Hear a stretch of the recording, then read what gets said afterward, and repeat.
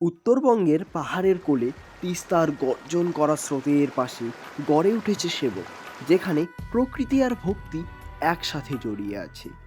তিস্তা নদীর ঠিক উঁচুতে পাহাড়ের গায়ে দাঁড়িয়ে সেবকেশ্বরী কালী মায়ের এই মন্দির। শিলিগুড়ি শহর থেকে প্রায় 23 থেকে 24 কিলোমিটার দূরে। স্থানীয়দের বিশ্বাস, অষ্টাদশ শতাব্দী থেকেই এই মন্দির ভক্তদের আশ্রয় দিয়ে আসছে। আজও দূর দূরান্ত থেকে মানুষ মানত নিয়ে এখানে আসে। কালীমায়ের পাশেই আছেন মহাদেব, সেবকের সেই শিব মন্দির। এটিও ওই 70-এর দশকে তৈরি হয়েছে বলে জানা যায়। সামনেই ব্রিটিশ আমলের এক অনন্য নিদর্শন, করোনেশন ব্রিজ, যাকে অনেকে সেবক ব্রিজ নামেও চেনে। এই ব্রিজই দার্জিলিং আর কালিম্পংকে জুড়ে দেয় জলপাইগুড়ি ও ডুয়ার্সের সঙ্গে।